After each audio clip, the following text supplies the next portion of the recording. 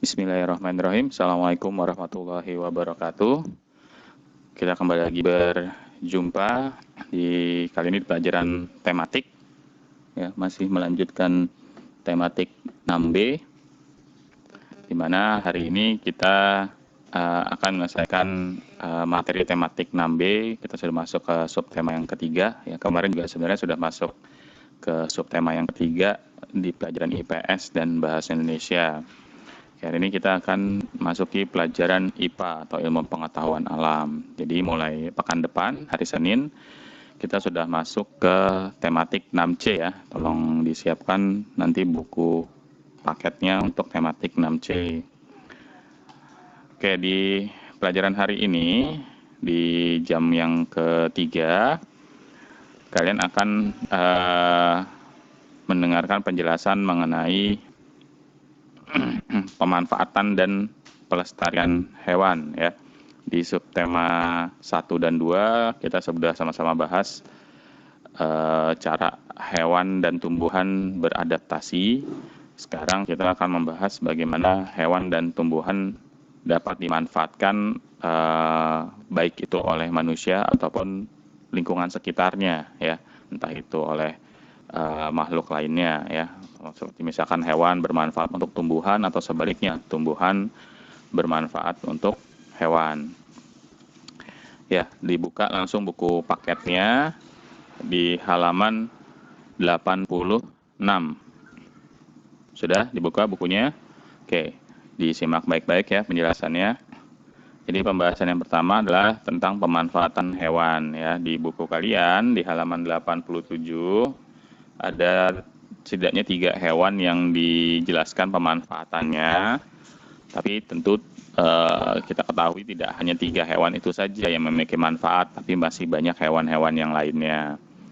Ya, Bapak jelaskan dulu ya. Yang pertama adalah hewan ini apa namanya? Ya, lebah. Ya, lebah itu sendiri memiliki manfaat. Salah satunya adalah yang paling terkenal ya, yang sering kita konsumsi mungkin dan juga di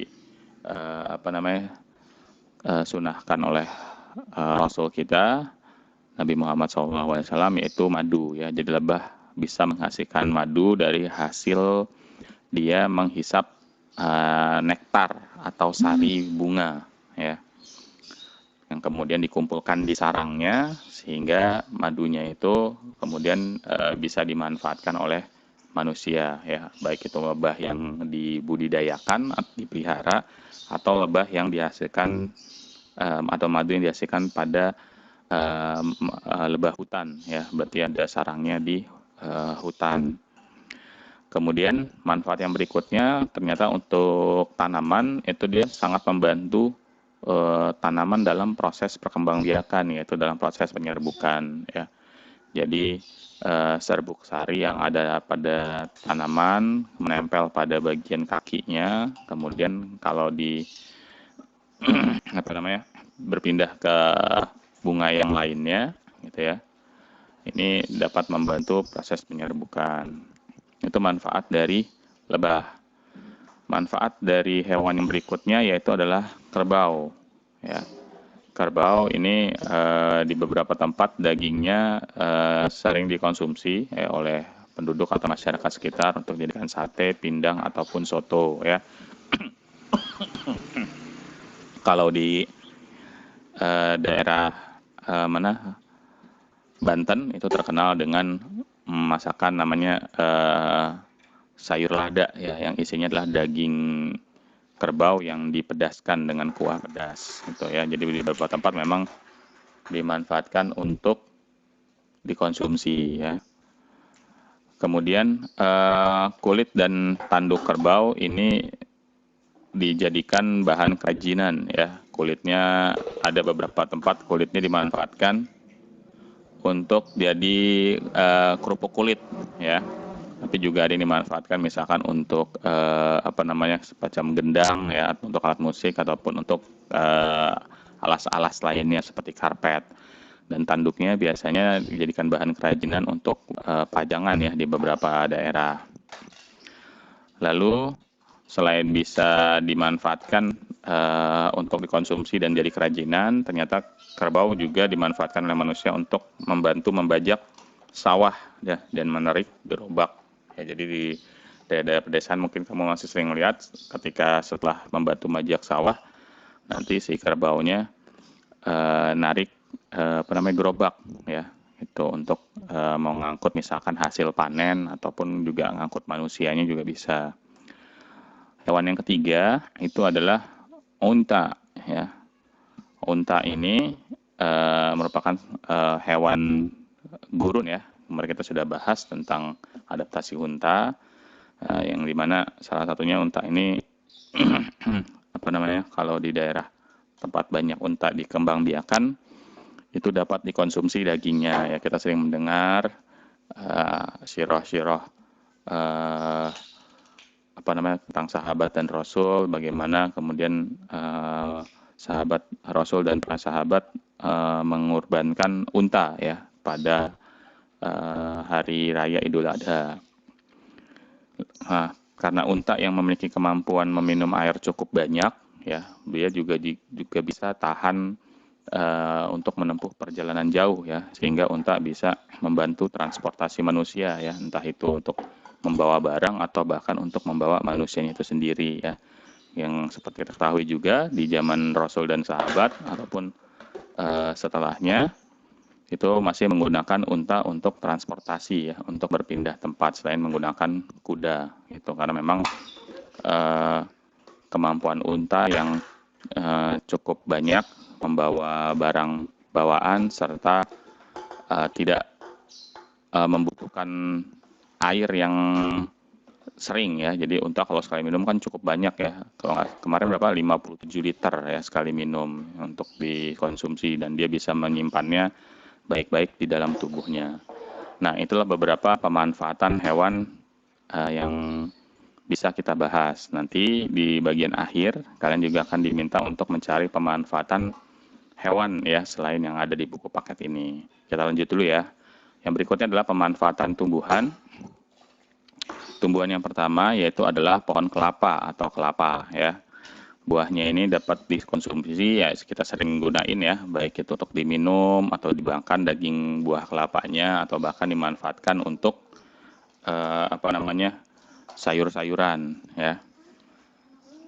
Nah, selain buahnya dapat dikonsumsi, ternyata daunnya di beberapa daerah dijadikan atap rumah ya.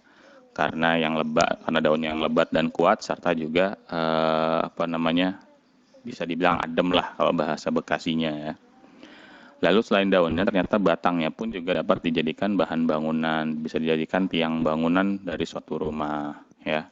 Jadi pohon kelapa itu kalau dibilang oleh orang dari akar sampai ke daunnya semuanya bermanfaat ya. Lalu pohon atau tanaman yang berikutnya yaitu adalah tanaman bakau ya, atau pohon bakau dikenalnya. Ini biasanya ditanamnya di daerah tepi pantai ya atau rawa, karena bermanfaat untuk mencegah abrasi pantai ya atau pengikisan pantai akibat naiknya air laut ya atau akibat ombak. Karena dengan adanya pohon bakau atau tanaman bakau, atau namanya adalah pohon mangrove, ini dapat memecah ombak ya kalau misalkan terjadi ombak yang cukup besar. Jadi ombak itu tidak sampai ke daratan sangat banyak gitu ya. Itu makanya digunakan tanaman bakau. Nah, di beberapa daerah bahkan buahnya dikonsumsi ya sebagai pengganti nasi ya. Jadi pohon bakau juga bermanfaat buahnya. Kemudian di sekitar pohon bakau ini menjadi tempat tinggal hewan-hewan laut yang kecil seperti udang, kepiting, dan ikan-ikan kecil ya, di bagian yang terendam sama air laut ya, gitu, bukan yang di pasirnya, bukan. Lalu yang ketiga itu ada ya betul, lidah buaya atau aloe vera ya. Nah, ini kan lidah buaya ini sering ditanam ya di rumah-rumah, banyak ya biasanya. Ini pemanfaatannya itu daging daunnya, ya bagian putih-putih yang kalau di daunnya dikelupas itu dapat dikonsumsi ya. Biasanya kalau jadi apa namanya minuman-minuman segar tuh bisa ya, minuman lidah buaya. Lalu getahnya, lendirnya ya, lendir dari daunnya itu yang keluar itu bisa menjadi penyubur rambut ya. Maka di beberapa sampo itu kan memanfaatkan, ada tulisannya dari aloe vera atau apa namanya lidah buaya, karena lendirnya ini yang bermanfaat untuk jadi penyubur rambut. Kemudian juga dapat dijadikan bahan obat-obatan ya, bahan obat tradisional ini untuk mengobati luka bakar ataupun panas dalam. Ya, itulah pemanfaatan hewan dan tumbuhan ya yang bisa dimanfaatkan baik itu oleh manusia ataupun oleh makhluk hidup lainnya. Yang berikutnya, setelah kita tahu bagaimana cara memanfaatkan hewan dan tumbuhan, tentunya juga kita harus bisa melakukan pelestarian hewan dan tumbuhan ya. Tanpa adanya proses pelestarian hewan dan tumbuhan yang nantinya bisa kita manfaatkan atau bahkan mungkin sudah bisa dibilang langka, itu akan sangat sulit dicari ya. Maka kita perlu melakukan proses pelestariannya ya, terutama pada hewan dan tumbuhan yang langka. Nah, pelestarian hewan langka ini bisa kita lakukan dengan berbagai macam cara. Yang pertama itu adalah mengeluarkan undang-undang yang melarang perburuan hewan langka. Kalau untuk poin yang satu ini, yang bisa melakukannya adalah pemerintah ya, karena mengeluarkan undang-undang. Jadi biar nantinya para pemburu, terutama pemburu liar, itu bisa jera ketika tertangkap melakukan perburuan hewan langka. Yang kedua, juga bisa membentuk swaka marga satwa ya. Kalau swaka marga satwa ya memang ini cara khusus untuk menempatkan hewan-hewan langka ya, seperti yang pernah kali kita bahas di untuk melestarikan komodo misalkan, atau badak bercula satu ya, atau burung cendrawasih dan lain-lainnya ya. Jadi swaka marga satwa adalah daerah perlindungan untuk hewan langka terutama. Kemudian ini juga bisa cara yang berikutnya untuk melestarikan hewan dengan melakukan penelitian ya, untuk membantu berkembangbiakan hewan langka ya. Biasanya ini dilakukan untuk mempercepat ya perkembangbiakan hewan langka. Yang keempat yaitu ini yang bisa kita lakukan, yaitu tidak mencemari lingkungan ya, baik hewan langka ataupun hewan-hewan yang banyak bisa ditemukan.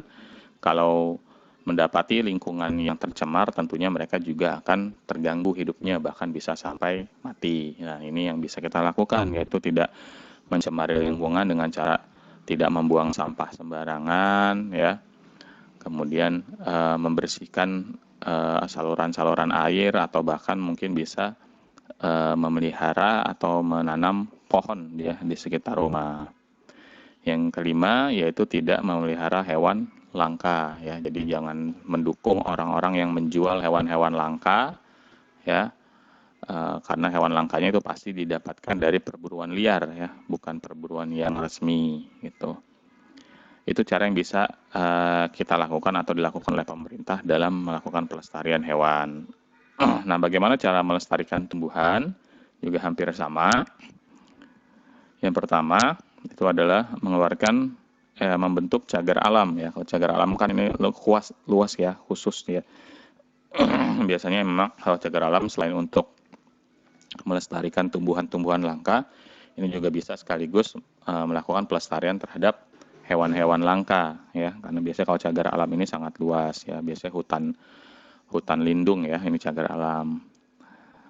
Nah, Hal ini bisa dilakukannya sama pemerintah karena yang memiliki otoritas atau kekuasaan yang cukup besar.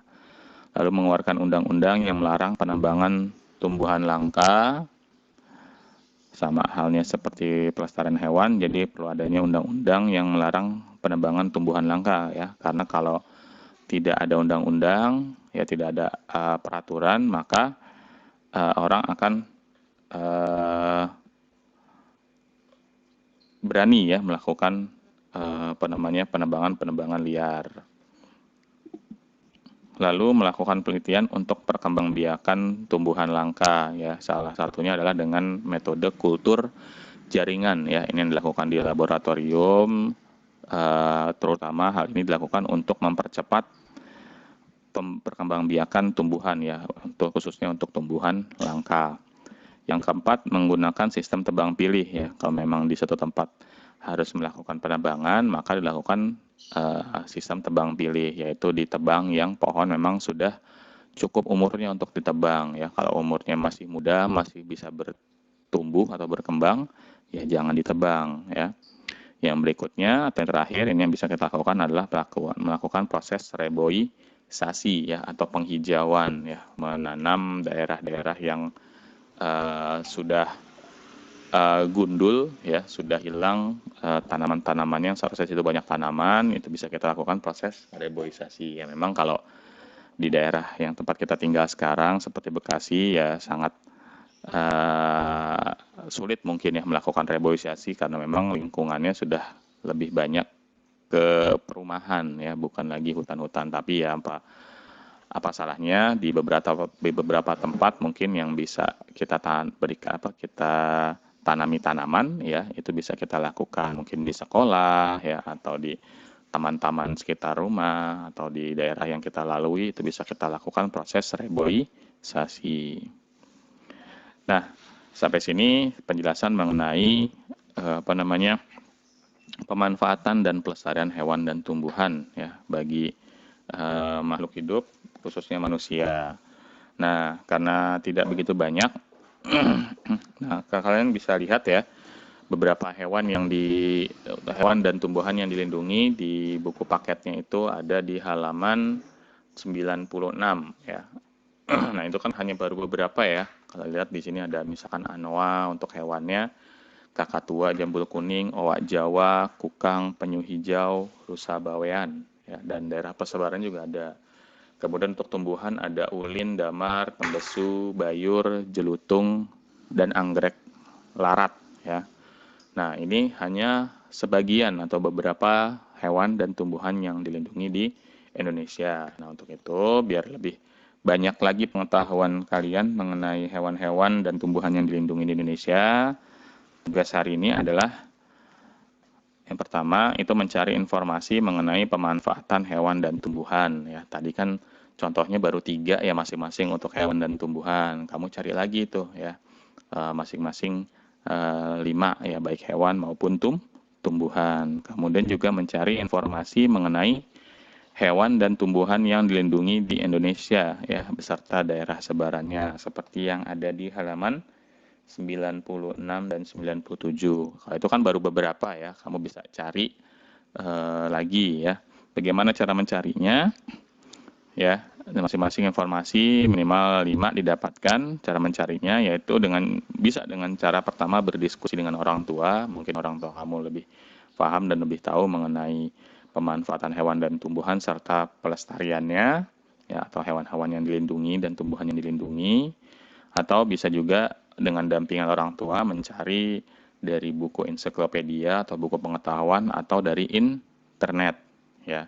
Apa saja tumbuhan dan hewan yang bisa dimanfaatkan oleh manusia ataupun makhluk hidup lainnya, serta hewan dan tumbuhan apa saja yang dilindungi di Indonesia selain hewan-hewan dan tumbuhan yang ada di buku paket yang ada di halaman 9697 ya. Jadi tidak boleh sama dengan yang di buku paket. Nah, setelah kamu dapat informasinya, kamu tulis hasil diskusi atau pencarian tersebut pada tabel. Nanti tabelnya Bapak tampilkan setelah ini. Dikerjakannya di buku tulis ya, dikumpulkan paling lambat besok jam 10 ya, hari Jumat tanggal 28 Agustus. Ya, cukup paham ya tugasnya ya. Jadi nanti dalam bentuk tabel seperti ini, ya masing-masing ada 5. Ya, jadi ada 4 tabel yang kamu buat. Tabel pemanfaatan hewan, tabel pemanfaatan tumbuhan, tabel hewan yang dilindungi, dan tabel tumbuhan yang dilindungi. Itu masing-masing 5 ya. Di sebelah sini nih misalkan nama hewannya apa saja yang kamu dapat selain yang ada di buku paket, terus bisa dimanfaatkannya apa saja hewan tersebut ya. Misalkan masih ada kambing ya kan, ayam ya, ketahuan ya. Enggak ya, enggak apa-apa. Lalu tumbuhan apa saja yang bisa dimanfaatkan oleh manusia ataupun oleh makhluk lainnya ya, tulis di sini pemanfaatannya. Lalu tabel hewan yang dilindungi, berarti kamu cari nih hewan yang dilindungi selain ke-6 hewan yang ada di buku paket tuh apa saja, terus daerahnya di mana sih dia berada atau sebarannya. Lalu nama tumbuhan yang dilindungi selain 6 tumbuhan tersebut yang ada di buku paket beserta daerah sebarannya apa saja ya. Jadi itu untuk tugas hari ini. Jika masih belum difahami tentang tugasnya bisa ditanyakan ke Bapak ya. Terima kasih untuk atensinya atau apa namanya perhatian kalian untuk menyimak materi ini. Ya, semoga bermanfaat dan apa yang kalian cari dari pemanfaatan dan hewan tumbuhan ini serta pelestariannya juga bisa menjadi pengetahuan baru buat kalian ya. Terima kasih. Assalamualaikum warahmatullahi wabarakatuh.